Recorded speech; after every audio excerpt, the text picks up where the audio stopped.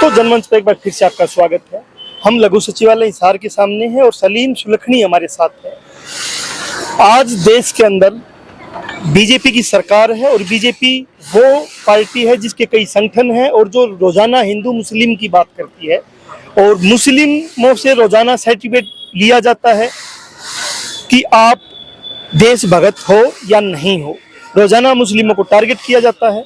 अभी ताजा मामला सोफिया कुरैशी का है, जो आर्मी की ऑफिसर है और जिसने अभी सिंदूर जो ऑपरेशन था उस सिंदूर ऑपरेशन का नेतृत्व किया था। उसके बाद मध्य प्रदेश के बीजेपी के मंत्री विजय शाह कहते हैं कि आतंकवादियों की बहन को हमने भेजा कि वो मुस्लिम है और पाकिस्तान में बहुमत मुस्लिम लोग हैं, इसलिए वो कहते हैं आतंकवादियों की बहन। ये कैसे वो बोल सकते हैं?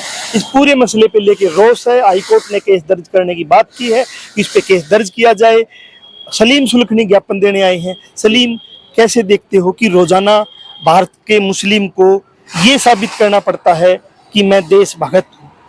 क्यों साबित करना पड़ता है कि मैं देशभक्त हूँ जब इस मिट्टी में पैदा हुआ? तो देखिए सर, असल में उदय भाई बात ये है कि ये जो लोग हैं हमें इस देश का शहरी नहीं मान रही, और वो ही लोग नहीं मान रहे जिन लोगों का इस देश के अंदर कोई योगदान नहीं है। वही लोग हमारे से सर्टिफाइड मांग रहे हैं कि एक मुस्लिम है वो, इसलिए उनकी बयान बता दिया गया उनको।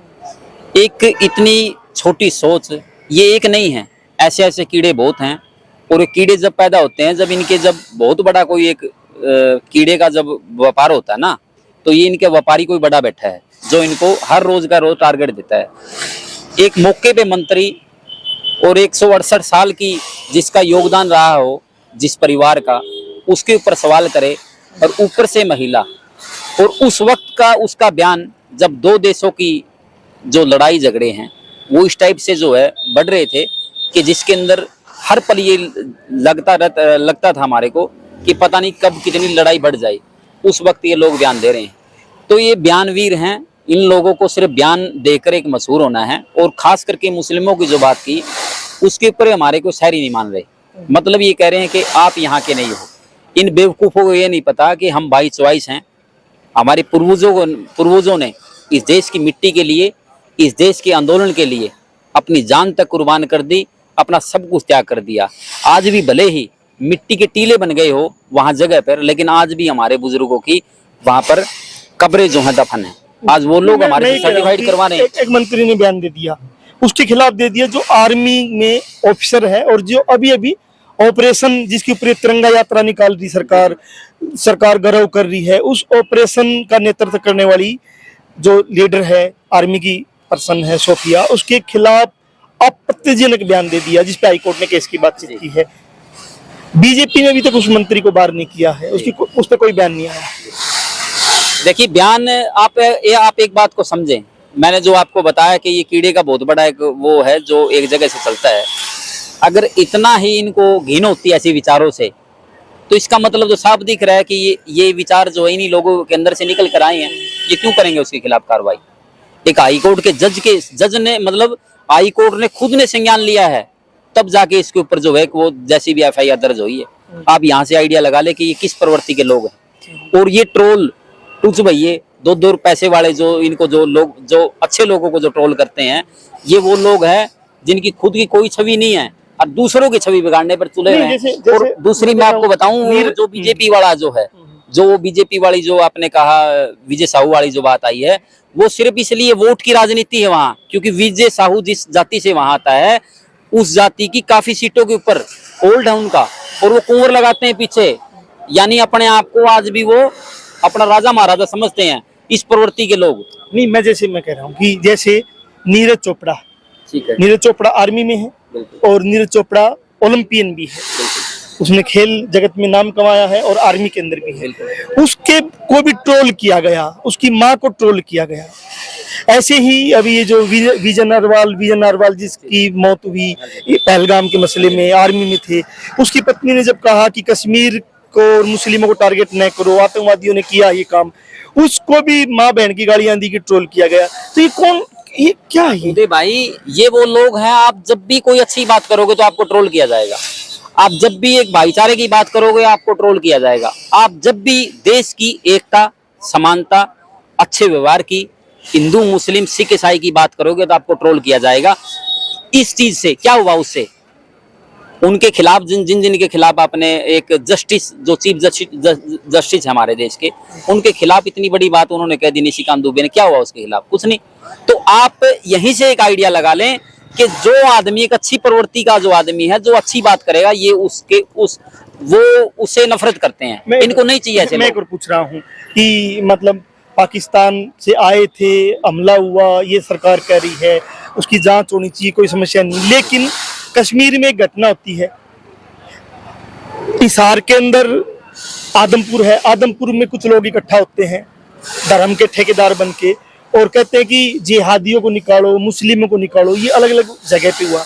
अब मान लो आप यहीं पैदा हुए, यहीं रहे, अब आपको पाकिस्तान के मुस्लिम के कारण या पाकिस्तान की कोई घटना कारण आपको टारगेट किया जाए, ये कहाँ तक ठीक है? ये कोई ठीक नहीं है उदय भाई, और आपने बिल्कुल ठीक कहा। ये जो आदमपुर वाली और जो घटनाएं बताई है कि घटना कहीं हो, उसका बदला कहीं लिया जाता है। अगर यही बात सोफिया कुरैशी की जगह और खुदा ना खास्ता किसी ना का मुंह से, किसी मुस्लिम के मुंह से किसी के भी प्रति मान लो कुछ गलत बयानबाजी निकल जाती, हालांकि हमारी इसी ऐसी प्रवृत्ति के लोग है ही नहीं, और अगर है कोई जो बयान बूंदे रहता है तो हम उससे बिल्कुल खपा भी हैं और उससे हमारा कोई लेना देना भी नहीं है। अगर वो दे रहता है तो आज से वो मामला तो कहीं MP मध्य प्रदेश का होता, लेकिन यहाँ हिसार की हम जहाँ खड़े हैं इसके आसपास कई कई किलोमीटर तक ये मुस्लिमों को जीना आराम कर देते। और ये कौन है? ये वो लोग हैं, 8, 10, 20 आदमी इकट्ठे होकर आते हैं, अंगोछा डाल देते हैं, अपना भगवा डाल के, और वो प्रशासन के ऊपर प्रेशर बनाते हैं कि उसके खिलाफ FIR दर्ज करो। मैं कुछ मान लो जब यहाँ होता कुछ कि जैसे घटना कश्मीर में हुई, आदमपुर में कह रहे कि जिहादियों को निकालो, मुस्लिमों इन्होंने यहाँ मकान बना लिए, तो आप लोगों को कैसा लगता है, फील कैसा होता है? मैं जानना चाहता हूँ। दर्द होता है, और दर्द भी इस टाइप का होता है कि हम बता नहीं सकते आपको। हम अंदर ही सोचते हैं कि हम मतलब कहाँ हैं, मान लो हम मतलब जब हमारे बुजुर्गों ने, हमारे सब कुछ हमारा यहाँ है, हालांकि वो कोई आया नहीं वहाँ से कोई आए हैं तो अननोन आए हैं। आप सभी को पता है कि वहाँ मुस्लिम नहीं आए हैं वहाँ से। सिर्फ बात ये थी कि जब मौलाना अब्दुल कलाम आज़ाद ने जब वहाँ जमा मस्जिद की सीढ़ी के ऊपर चढ़कर कहा क्या मुसलमानों रुक जाओ, ये देश तुम्हारा है, तो उदय भाई मैं इस वक्त इमोशनल इस वजह से हुआ हूँ क्योंकि हमारे को भी ये चीजें ना फील होती है, डर लगता है। क्योंकि हम हिसार के अंदर खड़े हैं, कब तक ये चीजें चलेगी? हम हिसार के अंदर खड़े हैं। हिसार और आसी वो है जो सांझी शहादत की धरती है। यहाँ जब 1857 की लड़ाई हुई तो मुस्लिम जो यहाँ थे उन्होंने लड़ाई का नेतृत्व किया और मुस्लिम हिंदू मिल के अंग्रेजों के खिलाफ लड़े, मिल के शहादत दी है। रोड रोलर के आगे मुस्लिम भी लेटा हुआ है, हिंदू भी लेटा हुआ है, सिख भी लेटा हुआ, जिनको रोड रोलर ने कुचल दिया। तो उस सांझी शहादत को कैसे देखते हो? देखिए हमारी तो आज भी यही सोच है जो पहले थी, आज भी हम, आपने देखा भी है कि चाहे देश के ऊपर किसी भी टाइप की अगर कोई बात आती है तो आपको मुस्लिम कहीं पीछे नहीं मिलेगा, किसी भी मामले में। इन लोगों को क्या कहना चाहोगे जो ये कुल बुलाते रहते कीड़ों की तरह और इंसानियत के खिलाफ बोलते रहते हैं, जाति के नाम पे, धर्म के नाम पे भड़काते रहते हैं? इनकी जो विचारधारा है, इनकी गलती मान लो आप ना मान लो, हम दोनों इस तरीके से बात करता हूं मैं कि इनकी गलती ना भी माने हम, क्योंकि इन लोगों का जो मानसिक बदलाव है, माइंड वॉश है, जो इस तरीके से कर दिया गया है कि इनको और कुछ अच्छा इंसान, जो आप अगर किसी के सामने हिंदू मुसलमान भाईचारे की, या आपका कोई दोस्त है मुस्लिम, आप उसको साथ लेकर चल रहे हैं तो वो आपसे नफरत करने लग जाएंगे, कहेंगे ये इसके साथ क्यों रह रहा है। ये सलीम की बात है। और सच्चाई में आज जब देखोगे तो यही है कि जो इनके नफरती अभियान के खिलाफ बात करता है उसको ट्रोल करते हैं, चाहे वो आर्मी की कर्नल सोफिया है, चाहे आर्मी में लेफ्टिनेंट रहे नीरज चोपड़ा है जो खिलाड़ी भी है, या चाहे विनय नारवाल की पत्नी है, जो इनके जो धार्मिक नफरती के खिलाफ बोलते हैं तो उसको ये ट्रोल करते हैं, माँ बहन की गालियां देते हैं, देशद्रोही करते हैं। लेकिन ये देश लोकतंत्र से चलेगा, लोकतंत्र से चलेगा, संविधान से चलेगा। और संविधान कहता है कि देश धर्मनिरपेक्ष है।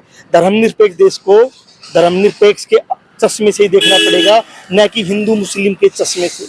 जनमंच के साथ आप खड़े हुए थे, जनमंच के साथ आप बने हुए थे, नए अपडेट के साथ फिर हाजिर होंगे और ऐसे नफरती लोगों का आप विरोध करोगे तो आपका ये देश बचेगा, नहीं तो ये देश नहीं बचेगा।